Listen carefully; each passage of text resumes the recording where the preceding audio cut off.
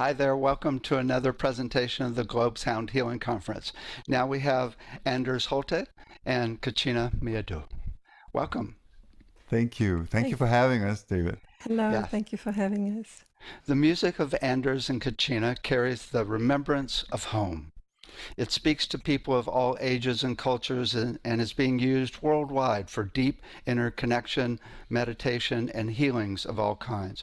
Anders and Cacina perform, present, and teach workshops in Europe, USA, and Asia, as well as online. What have you guys been up to lately? Well, Online. online stuff Yeah. mostly. Mm-hmm. Well, we had an adventure and we were in Mexico for the first time after COVID The opened whole up or lockdown, something. yeah. Yeah. hmm They were the first one. So we had a wonderful, we were part of, I was leading a big international choir and with Yeah. Lee Carroll and other people and Todd Abukaitis and other, yeah. So that was fantastic, but it's still mostly online. hmm Uh-huh. So mostly kind of doing, you do workshops online, or is it music also? We do both. Yeah, some of the things, actually, a lot of the things that we would be doing in physical workshops, you cannot do the very same way online because, as you know very much, David, a lot of the actual sound gets lost when you do it online. So, but we are doing what we can online, and yes, we play live music online, and we have begun to teach online and lectures and just presenting. Yeah, in the beginning of the year, we did we have a Taiwanese in Taiwan, our Asian partner or publishing house. They sponsored or hosted, an online class with where we were teaching, and that was an experience for the for the physical challenges, but also simply because there really only so much to do since you're not really in a physical room. So we play with it and get the best out of it and use the technique, the options we have and as the best we can.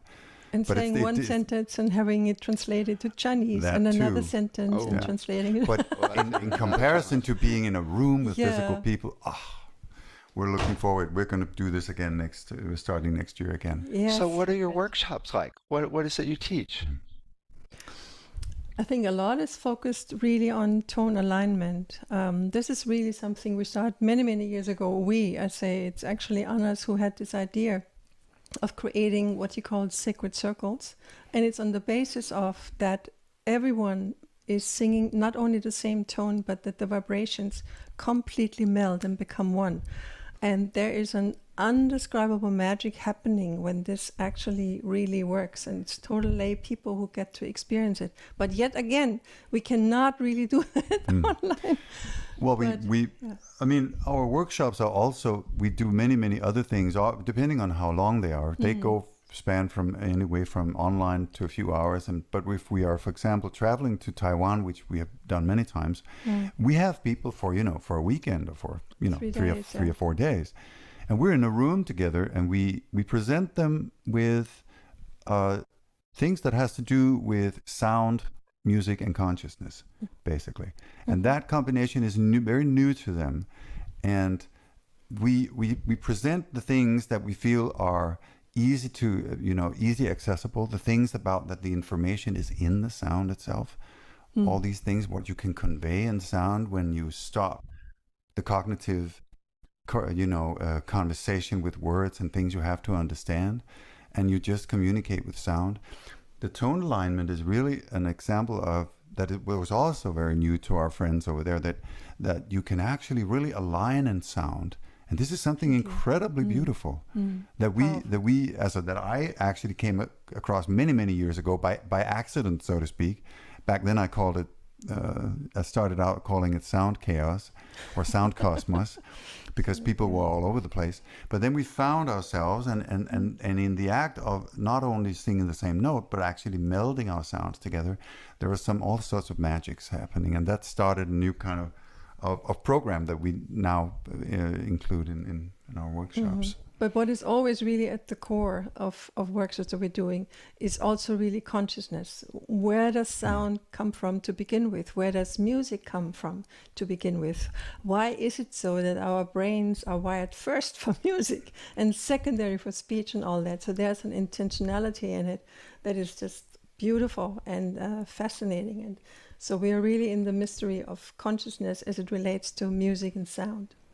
So tell me more, because I've I've worked with higher consciousness and with Mm. so many different people, and of course it's what I teach. So when you say higher consciousness, tell me what you mean by that, because I'd like to see how how you get people there.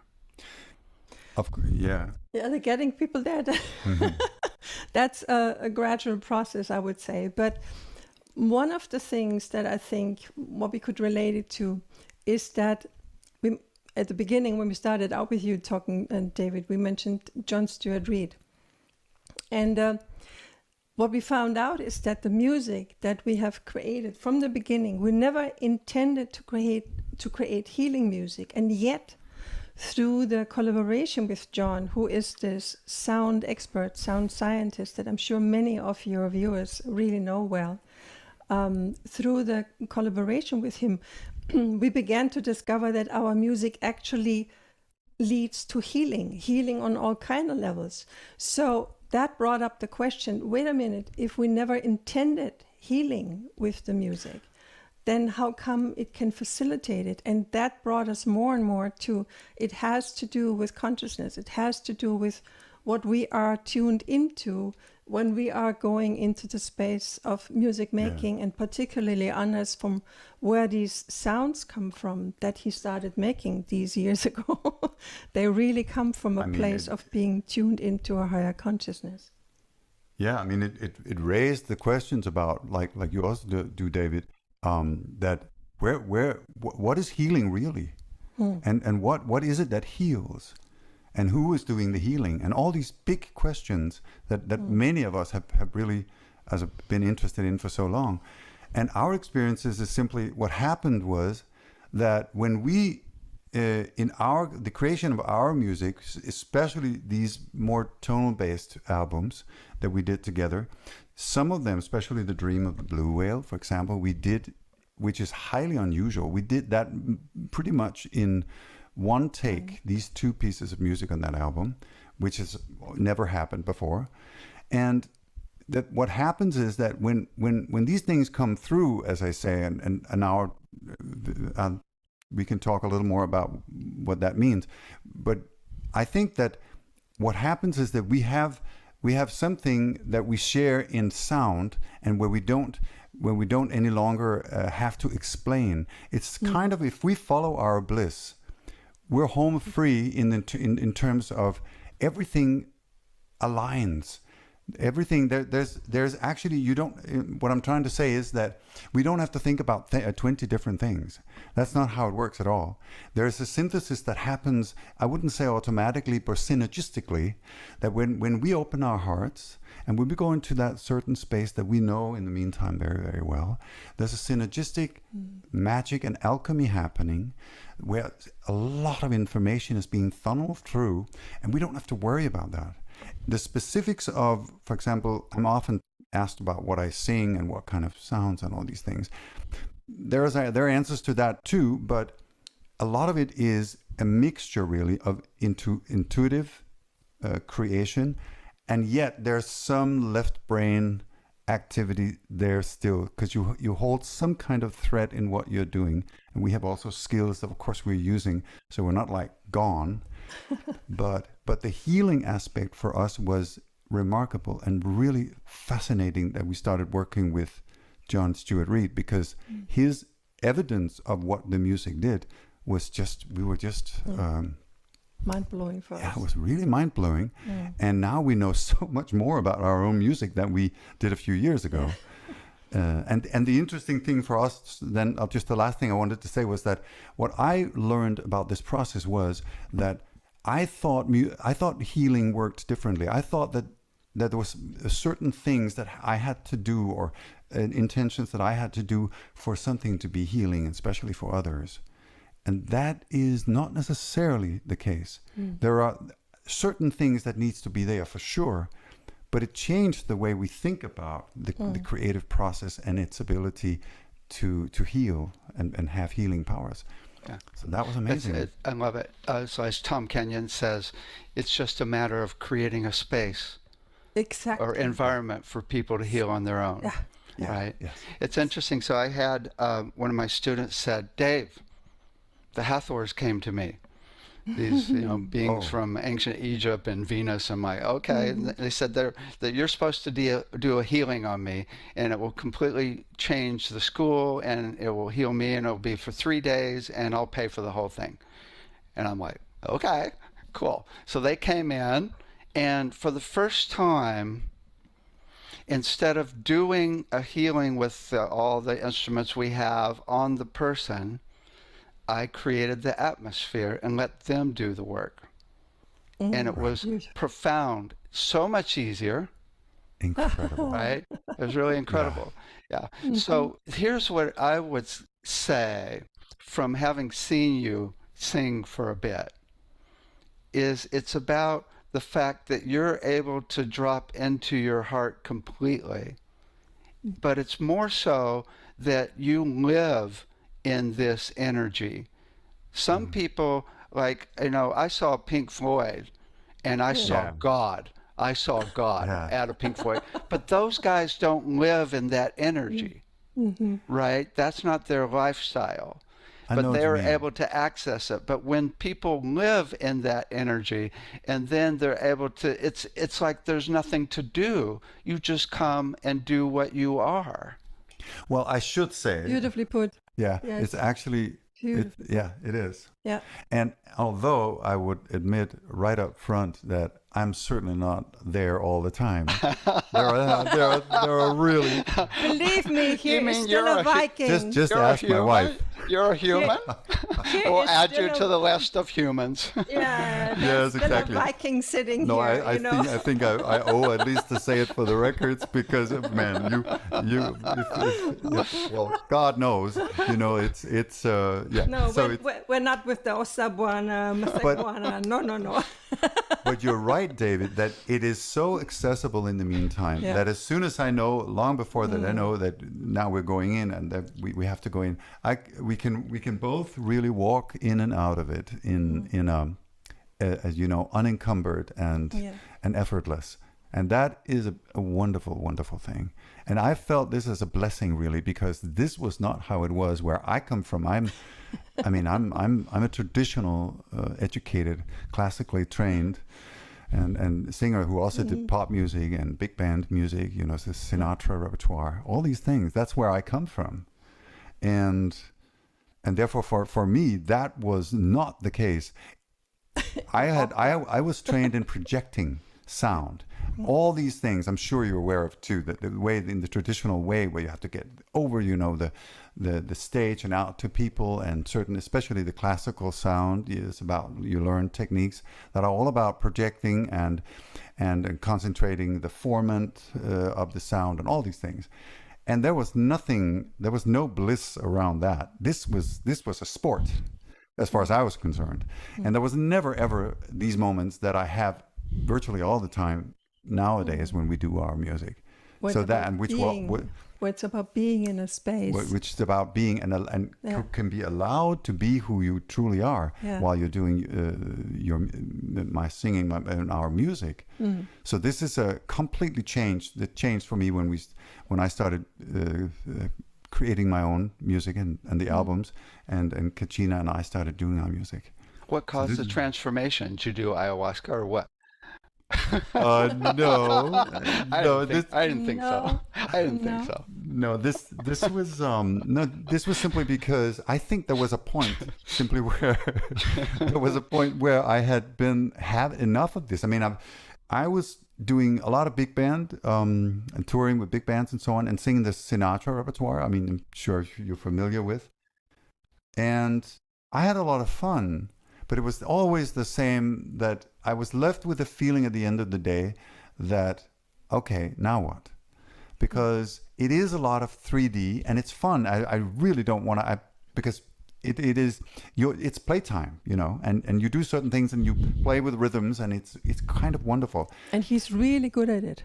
That's the thing. He's really good at it. If you ask me very nicely, I might give you 30 seconds of it here later. But no. Seriously, there was something missing, and nowadays it's easy for me to. I realized later on what it was, but at some point, I had this yearning or longing for something that made more sense to me, to change my musical ways, so to speak. That sometime after a conference, we came home and I went down in my studio and found myself doing tones, just sounds, which I'd never done before, I think ever.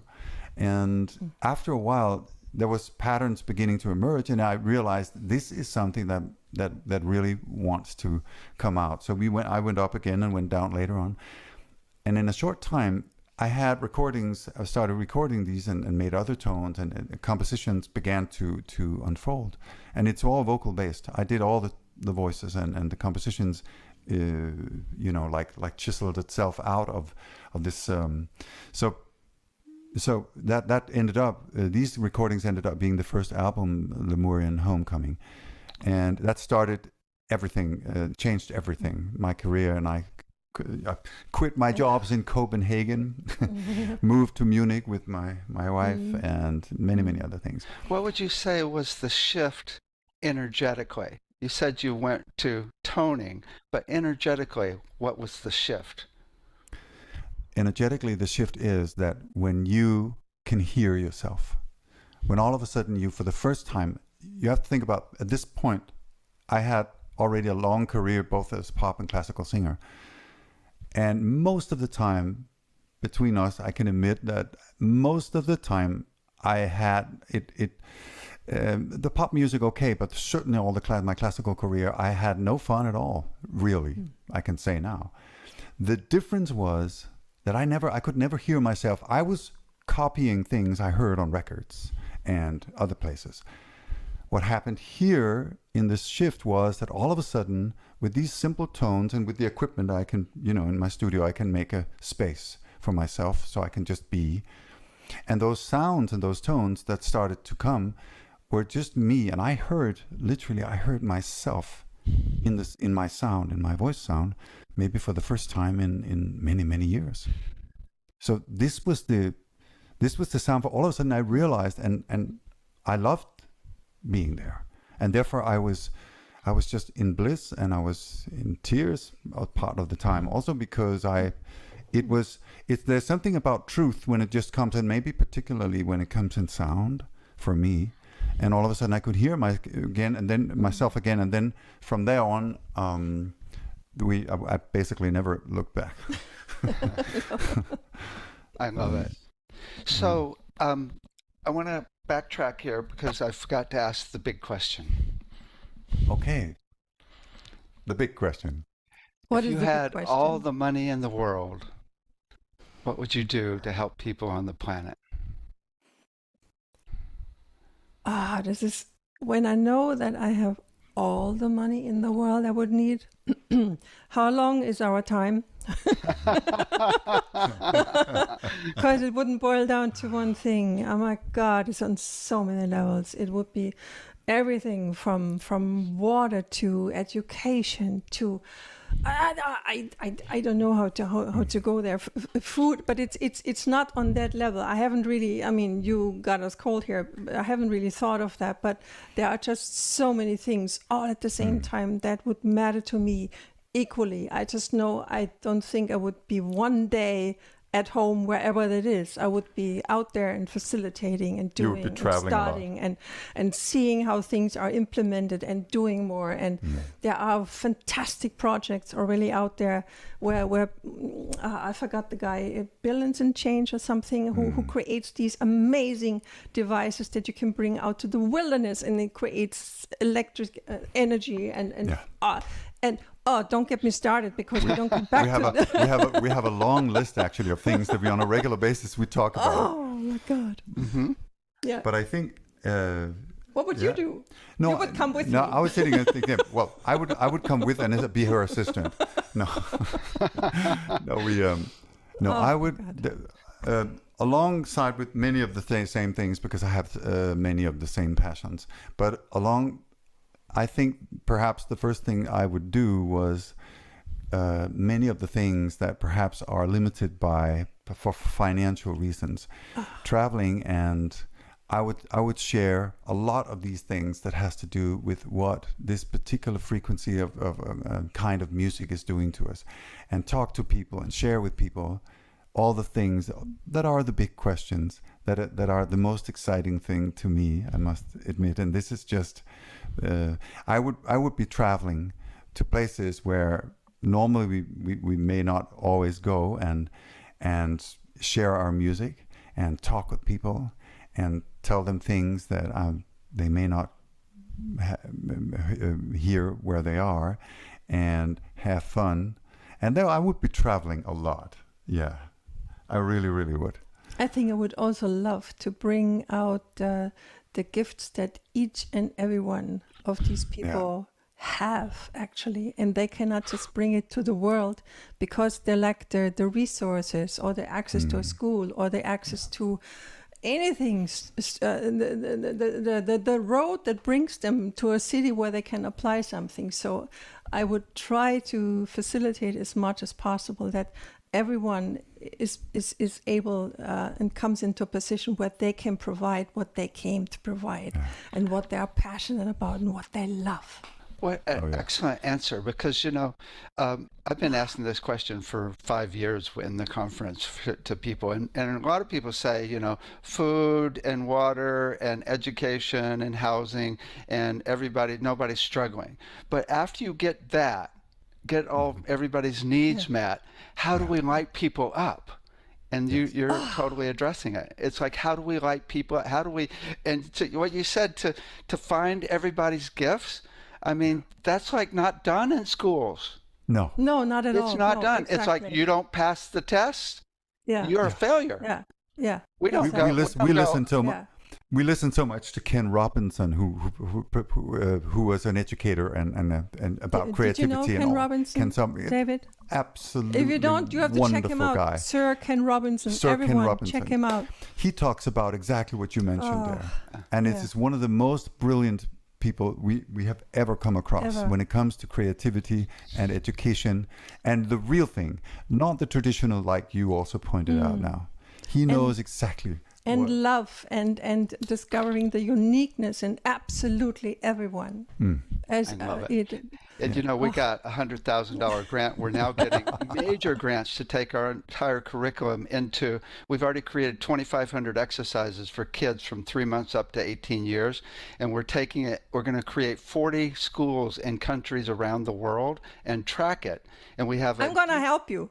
You can sign me in. I'm there. Absolutely. I think this could actually. I feel it could be perfect. It could I'd love really to. be perfect. Okay. Sounds wonderful. Okay. What are we here actually to talk about? Right. Okay. Well, while we're let's talk about the thing you guys did with John Stewart Reed, because it was probably one of the coolest things ever to prove intention and energy.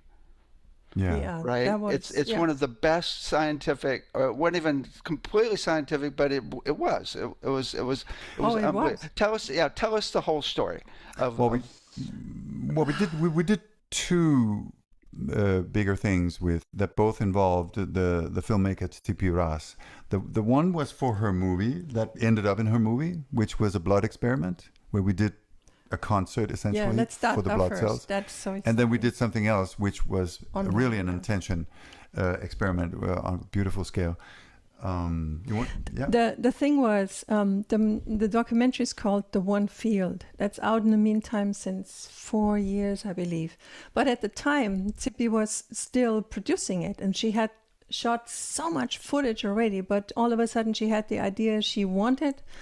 The whole film, let me say that, is about showing and demonstrating that there is really one field connecting us all. Evidence. So she was trying to create all kind of scenarios where you could demonstrate that there really is this field in all different kind of ways. And so for that, she said she still misses, she would like to do a sound experiment that shows also the evidence of the field. Yeah, from the sound perspective, actually. From the sound perspective, the power of sound. And the moment she said sound, we had just a few months before, we had just gotten to know John on a conference. And we said, you know what, we know the guy, we have to get in there. Long story short, John at the time had already tested all kind of music, all genres, everything, to blood, and seeing what is the result that blood cells, how is the response of blood cells to all kind of music, classical music, white noise, pop music, what have you. Including our music, actually. Yeah. And he found that rock music, the ones with the beat, was the best at bringing the oxygen into the blood. Yeah, pop music. Yeah, because rhythmic. as he explains, it simulates the pressure wave that the heartbeat is doing through the veins of the body. So At least he that's says the theory.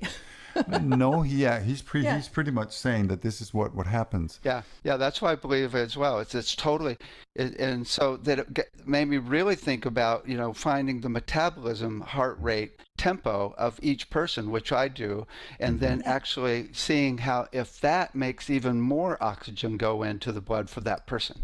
But the oxygenation of the blood was one thing. But what was really remarkable was that we came, Tsipi and her film crew for the movie, they came from Israel and we came here from Copenhagen. We all met in the UK in John's lab. And we all met there, and they set up their stuff and we set up our stuff.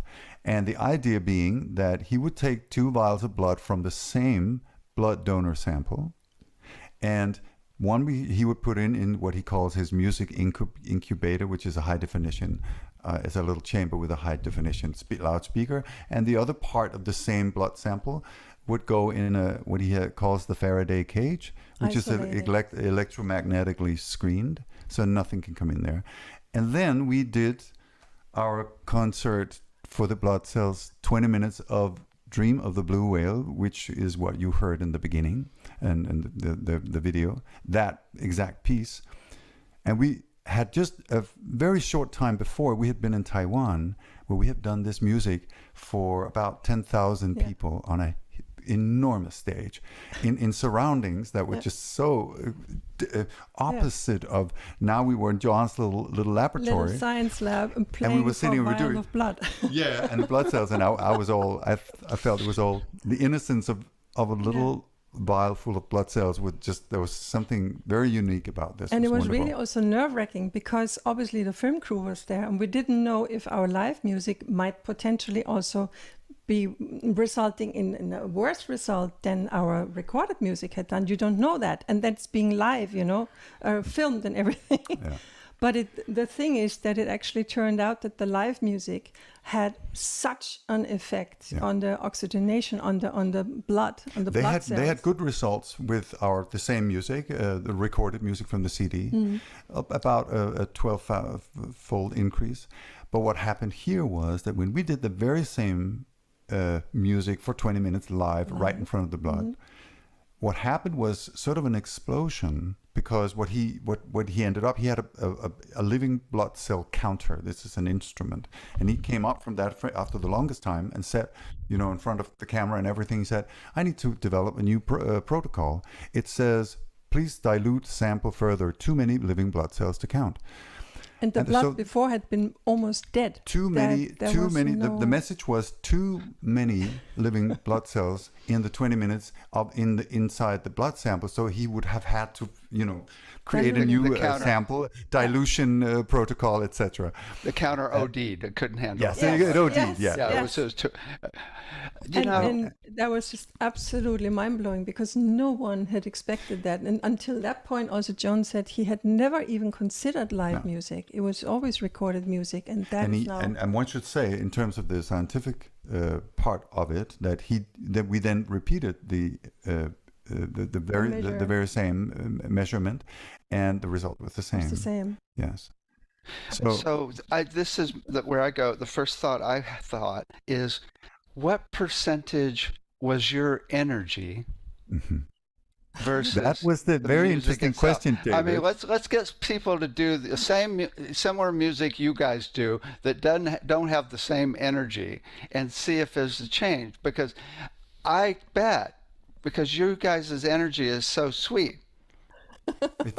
I think it's a wonderful question, and I think it's highly relevant also to understand what's going on.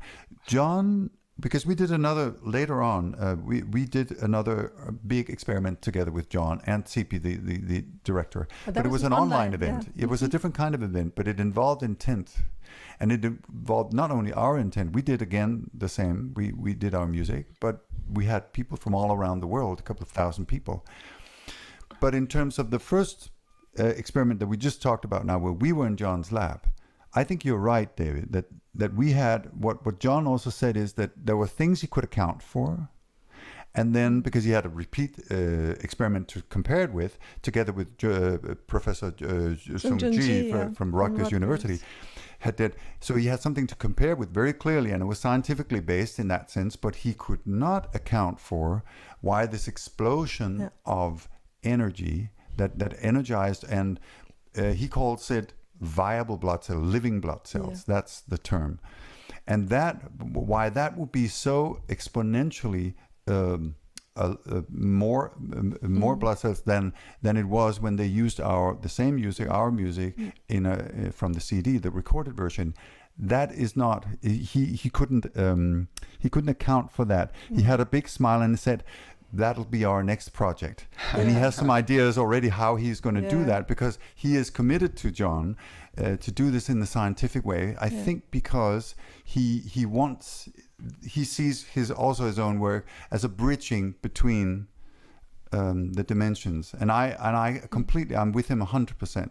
I think the interesting and exciting thing about science is that if we can find scientific evidence, we can perhaps bridge between the realms, what we should call it. Spirituality. Yeah, and between spirituality and science. And then you did the second one, you said online, where there was thousands of people there holding the intention as well. Was that one more effective, or was it about the same? I think that one OD'd the unit as well, right? It was about the same. I mean, we were broadcasting, so to speak, the music from Copenhagen. Yeah, the difference was we were all online. Yeah, exactly. But the other difference was that the result on the blood, he did exactly in basically the same thing as we had done when we were there in person. But when he did one vial in the music incubator that was receiving our concert now online from here, basically via Zoom, the other vial in the Faraday cage, which is electromagnetically screened, just like the first time. The biggest difference was that this experiment, we asked just before we started our music, we were addressing people like we're sitting now. We were addressing people all over and asking them to open their heart, asking them to deliberately, with their conscious intent, to send their energy and their love to the vials of blood, both of them, not just the one that gets the music, but the both of them. And after that was, we had done that as an introduction. Everybody got a moment, and then we started our music, and we made a mini concert of the music again in about 20 minutes. And the result was that, yes, the blood in the music incubator was again above the limit of what the instrument could measure. But he took out now the electromagnetically screened sample from the Faraday cage, and lo and behold, it had exactly the same influence. There was hardly any difference.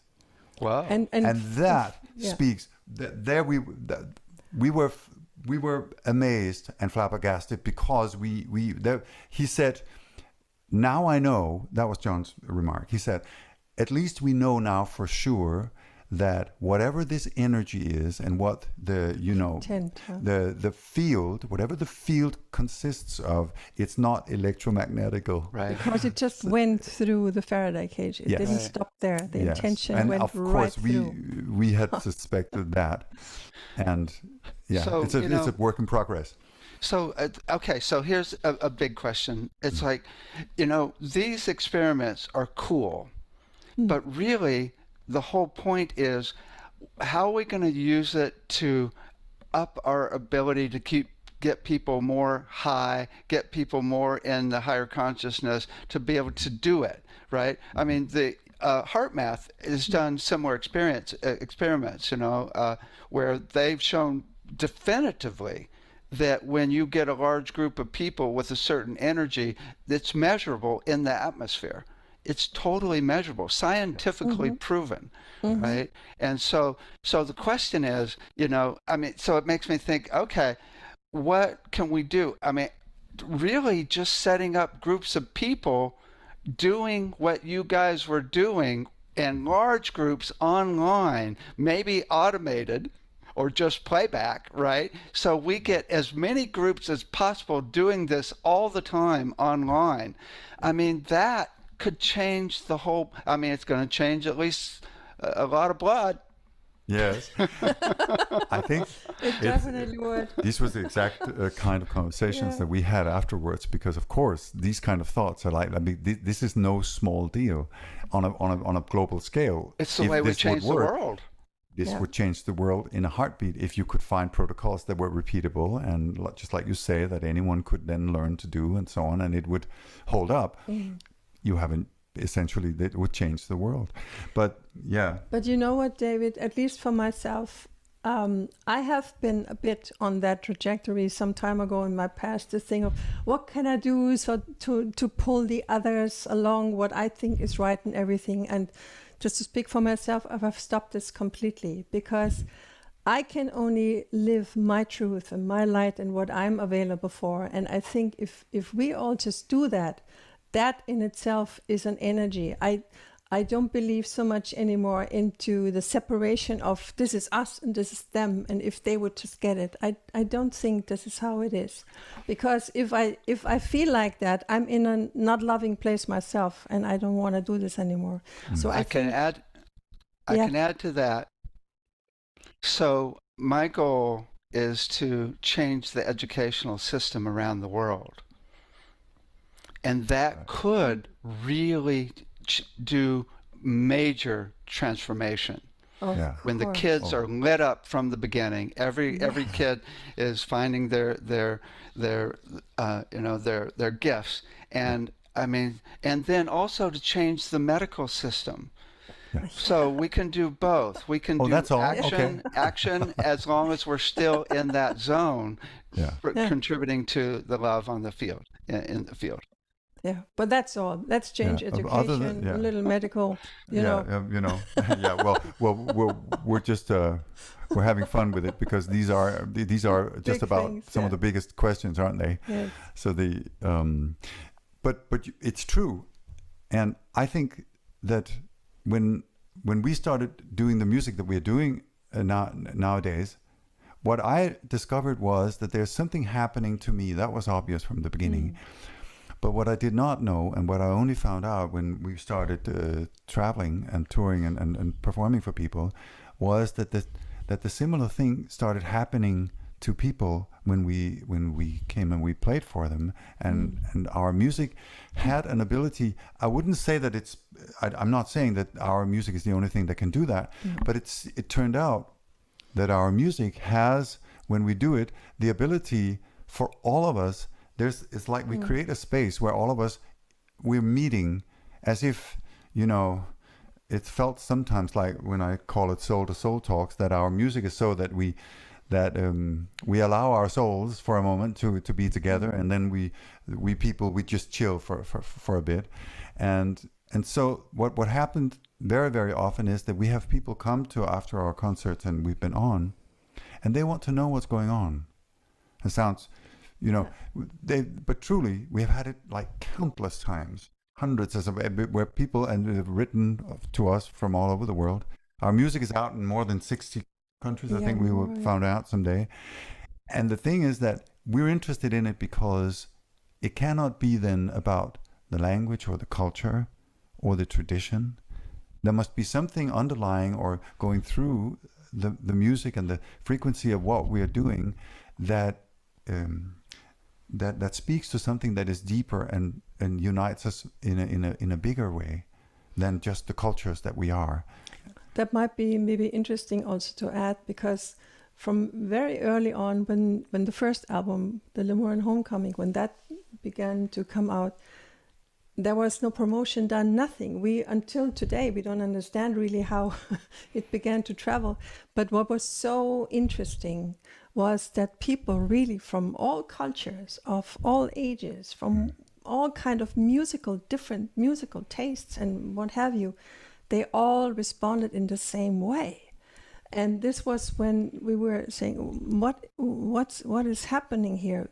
And some of them, ever so often, also came that people said they remember their music, and that's when we said, wait a minute, this has not to do any longer with music genre or something. How can they remember a music that was just created, let alone then later also with the Blue Whale? And we're coming back now to our beginning when we started talking about it has everything to do with consciousness. Because where do we all come from? We all come from the same source. And if we succeed in tuning into that space and creating music from that space and letting our ego and whatever ideas and whatever agendas we have, and let that as much as we can to the side and just come from that space, it is carried in the music. The music comes from there. And it's carried in the sound, in the vibration, and people recognize it. They respond no matter what culture. What I loved about, I don't know if you remember that, what I love about this is that you it's not easy to explain these things in words to people or have conversations about it, because words, and it's not fitted or suited for these kind of experiences. So it's difficult to talk a lot about it. But remember the family that we got, among all the emails and letters we got from people, we had a family that had 2 teenage boys who were ADHD.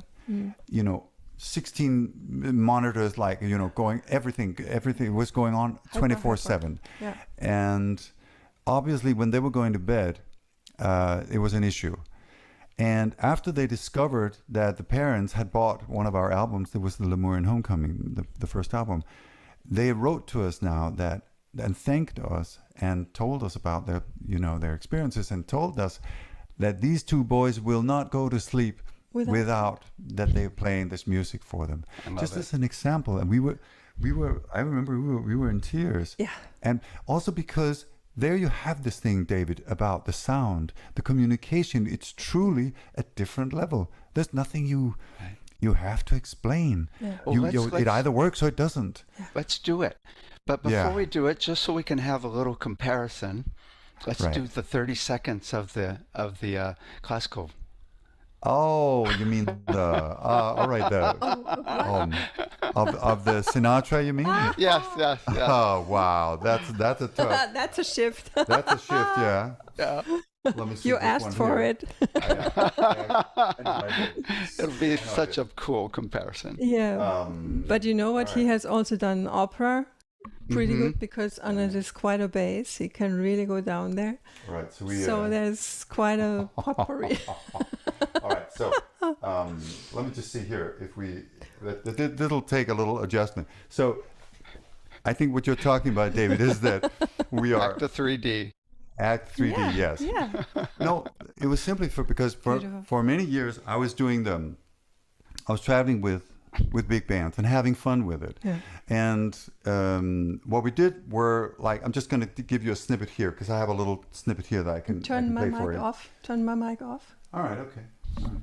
So, yeah. So I'm going to okay, so I'm just gonna give you a little snippet of it here, and that is what I did a lot of. So I'm sure you know this one. Just hang on. Let's see if it comes through. Let me know if you can hear this. Yes. You're hearing it? Fly me to the moon and let me play among the stars. Let me see what spring is like on Jupiter and Mars. In other words, hold my hand. In other words, darling, kiss me. Something like that, you know? Wow. Wow, it's I'm sorry. interesting. It's oh my God, it's so interesting to think how that music had lit up generations Yeah, in I ways, think the same thing. Yeah, right? I do. Right? I Yeah. mean, it's like for some people, they'll listen to that and go, "Oh my God, that is Yes. so incredible." And understandably so, David, because I mean, it depends on also. This is also the music from certain people's, the generation, Mm. especially before us. We grow up with music, and it becomes our life. It's not music anymore. It's the Yeah. soundtrack to our lives and our youth. Yeah, And and you still love Frank and I all love that, Frank and because Ella what and what happened in have terms. you. Let me We Wow. just love Frank. say just a 30-second thing about that, because Frank made me discover what the difference is in the sound and the nuances, and what kind of sound quality, difference it makes and does to you when you change and you are conscious, and your conscious intent is shaping the sound, admittedly within his, within the framework of the genre where he was. But the incredible thing about Frank was that I've never met, I think, a more intentional singer than Frank Sinatra. So, I mean, I learned so much from that. Okay, But now yeah. let's go to the other realm. Okay. Okay. So, all right. So Time for us to make music? Yes. Okay. Right. Turn my mic off again. Yes. All right. So, okay, I'm just going to turn Cacina on, and Cacina's going to go around.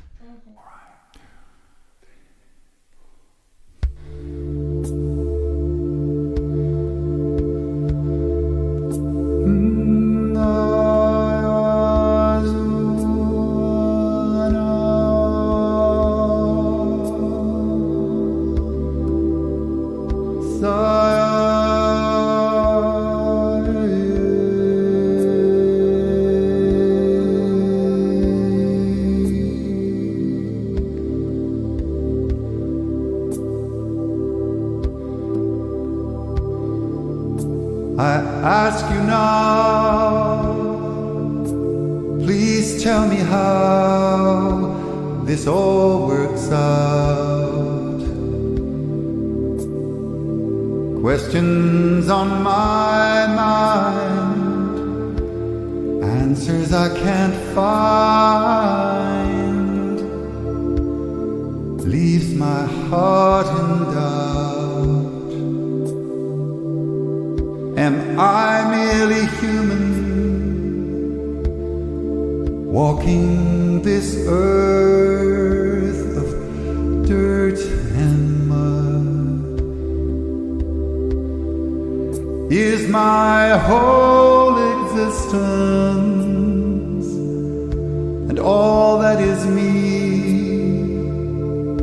is that only in my flesh and blood? Or am I more?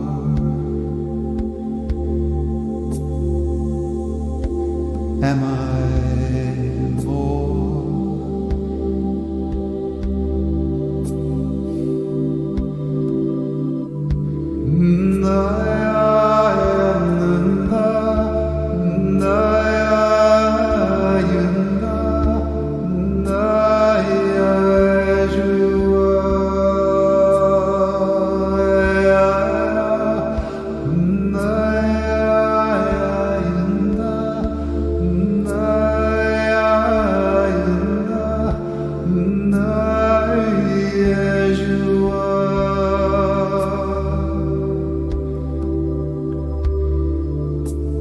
They say it's not my first life,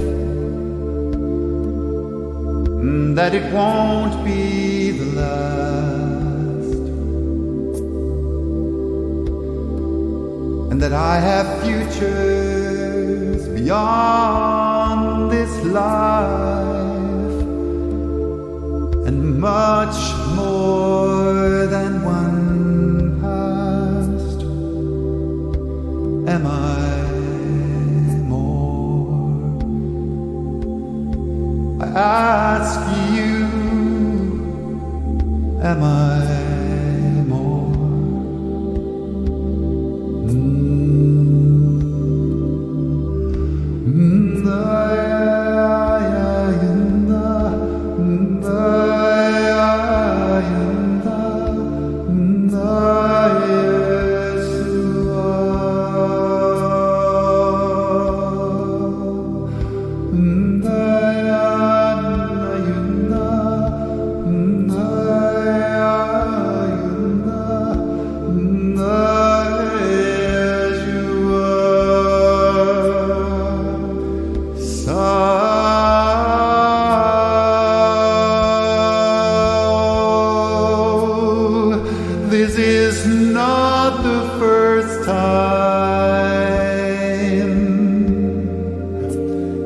They say I have futures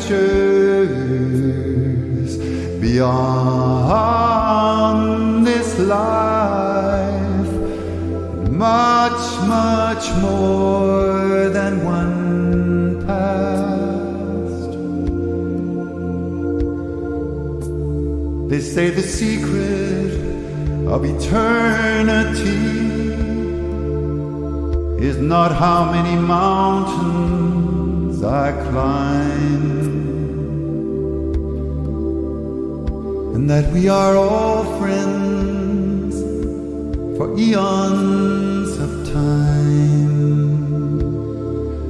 Love is the new paradigm. Love is the new paradigm. Love is the new paradigm. We are very old friends. We are very old friends.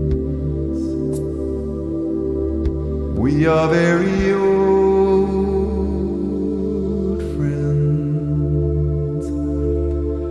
We are very old, old friends. We are very old friends. Old friends. We are very old.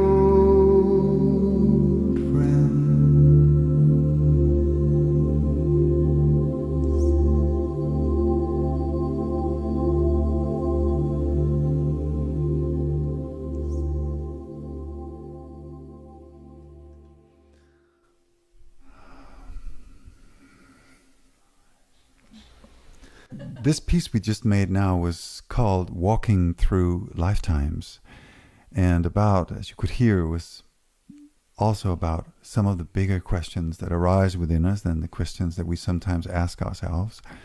So, and that was Walking Through Lifetimes. Well, we would like to just end our little segment here today.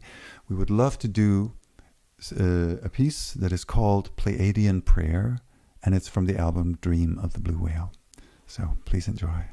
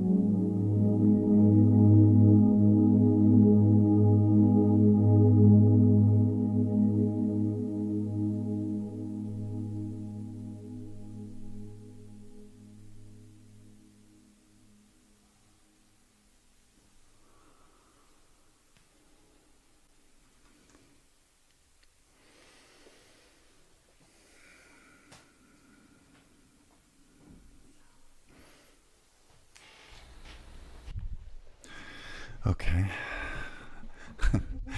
Wow. Thank you, David. So, see if I can talk. Yeah, I know what you mean. There's one thing that came to mind that's really interesting, and that is there's an element of what I call a compassionate voice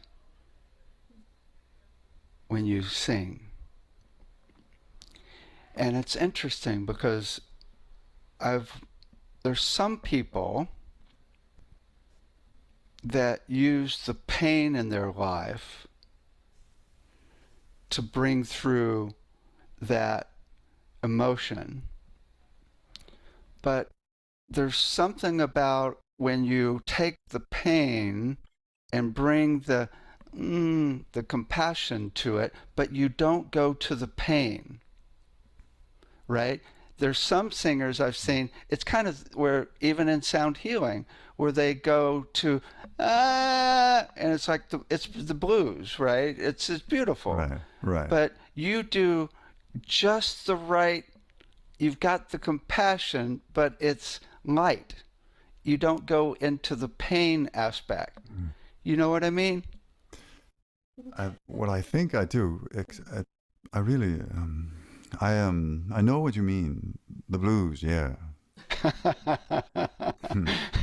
The world don't love me no more. You know? Right, but there's something about when you take that pain and hold sweetness and lightness at the same time, so you don't go below the threshold into the pain. You're right, absolutely right. And the thing is that I found also what I discovered when I started singing this kind of music is that there was an access, there was a space or a possibility for me to sing this way. I tell you this, when you discover that your own sound and the potential for you to just sing I mean, I had a tendency of doing ballads always. I was accused of that. You want just to sing ballads. And I think it's a little bit for the same reason, because within the framework of a traditional band, when you're a singer, the ballads are as close as you come to this kind of thing. But when I realized that when I could just start creating my own music and write my own music, and a lot of it, and when I started doing it with Cacina, and when she starts doing the harmonies she does, this space is basically a space I never want to leave. I have this feeling of it that it's, for me, it's my bliss, and I'll stay there as long as she's going to play. That's how I feel about it. So maybe also this is what you feel. There's not a lot of pain there. No, that's true. Well, Cacina is just providing the perfect energy and music to facilitate it. I mean, it's just the perfect combination. It's really... Thank you so much, David. Oh my God. I just love it. I just love it. Thank you. I don't want... Can we do another hour? Yeah. Thank you so much. No, I really do love providing a space. I mean, I played the piano from when I was really, really little, but I was never so much about the piano playing, even though I was good at it. I was always in love with a space. And only since computer and software allows me to just create a sound that allows me to be in a space and have just a place where also I don't want to leave. That's when I can provide the space. I don't need to be an instrumentalist, a soloist or something. I love the space, and he is happy to sing in it, so it's really... Well, because what it does is that it allows me to explore. I had never, before I met Cacina, I had never ever experienced someone providing a space where all of a sudden I can explore these things that I was in love with and didn't even know I was in love with, and things that are possible that I can then have time and space to explore, and they come out in a completely different way. This was the first time for me. So I mean, I love it to this day, and considering a blessing and a privilege. Well, thank you guys so much. It's just been a pleasure talking with you. It's been a pleasure hearing you. It's just a pleasure all around. David, likewise, thank you for having us. Thank you for having us. Yeah, it's been a true pleasure for us. Time really. was just flying by. My God. What is the time? Wow. No idea. And thank you, David. It's really pleasure. And we can't wait to meet Do it and again. get together some other time, and let's keep in touch. It was really a pleasure. Thank you. All right. Take care. Take care. You too.